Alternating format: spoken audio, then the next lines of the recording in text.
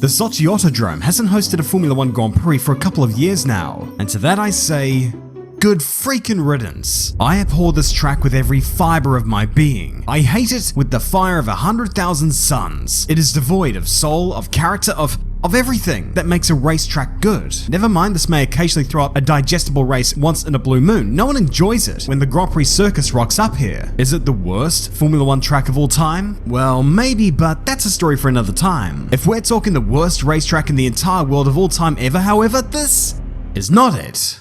Nah, there has been worse. Much, much worse. You want an example? Alright, let's go back to 2005. By this time, the American Champ Car series was dying, but that didn't stop them from attempting aggressive expansion. And so the newest addition to the calendar was in San Jose, California. They designed a track that looked relatively mid on paper, but turned out to be 1,000 times worse in practice. Firstly, the circuit ran over tram tracks, and so created the comical display of cars bouncing violently through the two kinks, thereby answering the question as to why insurance premiums for racing drivers is noticeably more than it is for an axe murderer. Then again, an axe murderer would be safer than this track. A temporary chicane was put up to slow the cars down, and it was rubbish. It had a section of track which was barely wide enough for one car, which was even more rubbish. And those that paid for premium seats in the grandstands had their views blocked by some palm trees. This was such a poorly thought out track that everyone hated it, and nobody cried when it left the schedule. Having said that, while the event died out, so did the series itself. Champ Car was gone. A sad ending to what was once a great series. But for all of its failings, this wasn't the worst track of all time. Because after all, it did still function as a racetrack. Barely. And really, all of these problems paled in comparison to a track which was used around about the same time, on the other side of the world, and in a very different series. While the Champ Car series was on the way out, the A1 Grand Prix series was just breathing into life. A series unlike any other, nation against nation, the World Cup of motorsport. And corruption. The championship toured the world, from Czechia to Malaysia, from Indonesia to New Zealand, from South Africa to the UK. The one we're concentrating on, however, the main culprit that makes San Jose look like a well-oiled machine, is the third round in Beijing, China. Based in the suburb of Yizhuang, the track was designed by the one that they call Herman Tilke, ironically the same man who designed the Sochi Formula 1 track. Now immediately this would have stricken fear into the hearts of F1 diehards who knew him as the guy who designed boring, characterless tracks that have been dubbed Tilkedromes, despite the fact that he did design tracks such as Sepang, the Bilsterberg, and Istanbul. But this track wouldn't be like any of those that have come before or since. Sure, it would turn out to be boring, but not in the way that you may think. None of us were really prepared for the abject horror that was to come. The track layout was simple enough. Looking at it on paper, there wasn't anything that immediately stuck out as troublesome. But heading into the weekend, there were fears that this event would be cancelled. But not for a reason such as a strike. I mean, we're not in France after all. The reason was due to the track itself. There were doubts that this track would be approved for racing at all, with the dual carriageway used as the back straight being called into question. However, it was eventually given the all clear by Charlie Whiting and the FIA, and the A1 Grand Prix circus arrived to go racing. Immediately, it was apparent that the circuit was, shall we say, poorly thought out. There was little in the way of overtaking opportunities. Most corners just not possible for moves to be made. The only real way to pass here was through mistakes. That last corner complex was particularly bad. It was barely wide enough for one car, which paired with the pit straight, which was anything but straight, meant that the race starts, which were normally double file rolling starts, would have to be a single file rolling start. Although that wasn't the only reason. The first corner harbored two bumps that were so bad, the cars were being heaved several inches into the air every time. That, coupled with a somewhat violent curb and awkward radius, meant that the single file starts were brought in. So already, this racetrack was struggling to function as a racetrack, and I haven't even gotten to the really good stuff yet.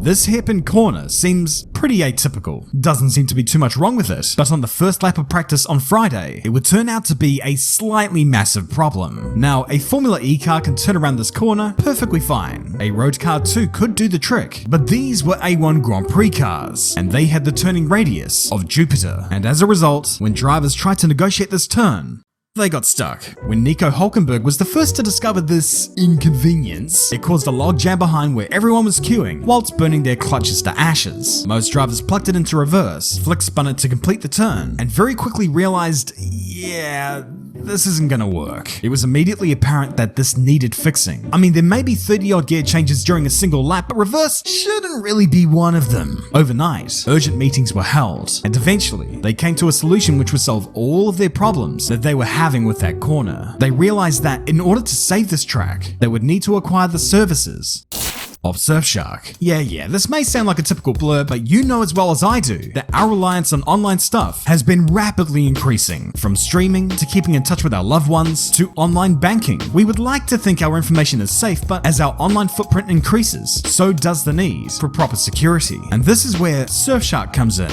It's a VPN service that protects your information by encrypting all the data that you send through the internet, thereby keeping prying eyes from getting at it. Like, seriously, you want your stuff to be exposed? Yeah, I didn't think so. But slow down, Hammer, that's not all Surfshark's about. There is a bit more to this thing. Like, have you at all noticed that content can be restricted based on your location? Well, with Surfshark, you can solve that problem by simply changing your location. Not only is this good for people who want to keep up with their favorite shows, but it can also be a vital tool for those who live in countries that heavily censor their people for whatever their reasons may be. It ain't quite teleportation, but it is about as close as we're gonna get right now. So, check out this offer. By using my link in the description and using the promo code JoshRavel, you can get Surfshark VPN for an exclusive offer and 3 extra months for free, which means for something like a couple of bucks a month, you have the protection of Lance Stroll's race seat. Plus, you're gonna get those 3 free months and a 30-day money-back guarantee as well. So what the bloody hell are you waiting for? Surfshark, be the way to go. Though I will admit, that wasn't how the A1 Grand Prix organizers solved the problem with the hairpin. I'll tell you how it actually went. When the sun rose on Saturday morning, the teams and drivers arrived trackside to see that the way that they fixed the corner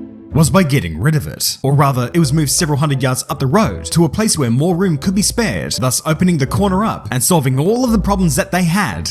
Sort of. See, where this hairpin was situated also happened to be where the pit lane entry was, so the corner was still rather acute and meant that the drivers really had to hustle in order to avoid running into the pit entry barrier, an experience which I'm sure wouldn't have been nice. So even with the solution that they had, there were still problems. You love to see it. But hey, at least cars were able to run through there without getting stuck. It allowed for the third practice session to get underway, and thus allowed for the other problems to rear their heads. Manhole covers around the track were being sucked out of the ground by the high downforce of these formula cars. This was somewhat dangerous, it must be said. Advertising banners around the track were being ripped out of the walls, and almost every corner was being of complete utter nuisance to the drivers. There were bumps everywhere, some of which were throwing drivers down the escape roads, thus requiring drivers to temper their approach into the corners and nullifying any potential overtaking opportunities. This meant that the hour-long practice session was red flagged after only 25 minutes. But that's okay, because the qualifying session to be held after that practice session was cancelled. So instead of roughly 3 hours of on-track running, these drivers had 40 minutes? Maybe not even that. The grid for the first race would be set by time set in what little practice that they had, and now there were drivers out of position on a track where you cannot pass, which had paint peeling off the walls, manhole covers being ripped out of the ground, and bumps that had the urge to throw any unsuspecting driver into Mongolia. Oh yeah, throw in a Mickey Mouse chicane on the back straight for good measure. And also, this wasn't a last-minute addition. This was as Herman Tilke intended. Brilliant. Sunday came about and everyone just wanted to get racing, or get out of Dodge depending upon how the weekend was going. There would be a sprint race and a feature race, as was the case in A1 Grand Prix. So the first one got underway, with Jeroen Bleekemolen leading from Salvador Duran, Enrico Tocacello, James Hinchcliffe, and Nico Hulkenberg. Or Team Netherlands, Team Mexico, Team Italy, Team Canada, and Team Germany, as the commentators were commissioned to call them. It was really weird. Anyway, that's how they started, and that's how they would end. The track was just ridiculous to pass on, only really possible if you were way faster than the person ahead of you, or if you missed your brake marker, or if you had a death wish. The race was scheduled for 20 laps, but after Adrian Zaug of South Africa spun at the last corner on lap 3, it effectively blocked the track and brought out the safety car. The track was even further blocked thanks to a deliberately obtuse tow truck driver, and after having struggled to find a way to heave the car off the track, the race was reduced to time certainty, and thus when it got back underway, we only got a couple of laps before the whole thing was over. So that was a mess, and really hardly a race at all. Only way it could have been less of a race is if it were Spa 2021. won. The feature race should have been just as dull. However, Salvador Duran of Team Mexico got bored, slapped the outside wall, and gave himself a car half as lousy as the track he was racing on. Cars began to line up for a move all around the circuit, including one Nico Hülkenberg, who decided to be brave into the hairpin. And the sheer awkwardness of trying to pass into that corner demonstrated that, despite having redesigned that corner twice, and even under the best of circumstances, passing there was about as much fun as drowning in wallpaper paste. For much of the race, nothing much happened, other than the occasional crashing out of cars, as well as Christian Murchison of Singapore providing a mid-race stunt show, complete with donuts. Thanks to the fact that no one really could pass on this track, and half the grid being out of sequence, the field ended up being one long train with little disruption. So Hülkenberg, who was effectively in second, was going to need a little bit of help if he was going to take the lead from the Netherlands. And Enrico Tocacello behind in the Team Italy car started praying via direct comms to the Vatican. And remarkably, this worked. Lekemolen spun off and took the Dutch car out of the race. Hülkenberg was also out thanks to a faulty gearbox. All of this happening within a couple of corners. The seemingly impeccable German engineering was, impeccable after all. Well, story of his F1 career innit? In the pantheon of chaos, this left the Italians in command. But of course, thanks to all of this chaos, the safety car was out once again. And having been out for so long, the race was reduced to time certainty. Again. However, that didn't stop the last lap from descending into a complete flea circus, with Alex Young destroying Team Malaysia's efforts and James Hinchcliffe throwing Team Canada's car into 4.5 tons of prime Beijing concrete. In all of this nonsense, Italia ran home the victors. Ollie Jarvis was second for Great Britain, and the fireball Karl Reindler, who is now the Formula 1 medical car driver as it turns out, took third position for the Aussies. But don't for 1 second let any of this fool you into thinking that this race or track was exciting in any way, because if you took away the crash, this race was a disaster.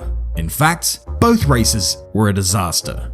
You know what? The whole weekend was a disaster. It was a complete farce. So what the hell happened? Whose fault was it? Exactly. Some pointed toward the local motor racing organization, saying that the quality issues with the track, the bumps, the manhole covers, the banners, were all signs of ineptitude. But honestly, apart from the fact that China was relatively new to the motor racing scene, their first ever permanent racetrack being built in 1996, these types of issues are prevalent in pretty much every single country that has ever hosted a street race. And really, hindsight do be 2020. Sure, there are things that could have been done better, but that on its own makes it no worse than the San Jose track, or even the Baku Formula 1 track. You cannot lay the blame solely at the feet of the organizers, because there were a couple of people that deserved a more critical eye. The first is the track designer himself, Herman Tilke. Now look, I understand that he was constrained with what he had to work with. There were only certain roads that could be used and he had to make the most of them. But some of the design choices were inexcusable, especially for someone so experienced in track design. The guy when it came to designing the top facilities in the world, and yet he bestowed the world with that unusable hairpin, the Mickey Mouse chicane, and a section of track which made double file starts a practical impossibility. Having said that, Charlie Whiting and the FIA did sign off on it. The A1 Grand Prix organizers were okay with it. The people that should have known didn't actually know. They allowed this bullshit to ensue, and so with all of these factors going against it, what we ended up with was the worst racetrack in the entire history of the world. Sure, there are perhaps more boring tracks. There are some in more awkward areas. Some tracks hardly allow overtaking. Some tracks have teething problems. But the one in Beijing is different. Even in Monaco's darkest days, an overtake isn't out of the realms of possibility, and track quality is never called into question. And sure, Sochi has less of a soul than a banker, but at least it does function as a racetrack. Beijing didn't do that, and to not be able to do that is the biggest insult of all. This track was only used once, was never used again, and to that I say, good freaking riddance.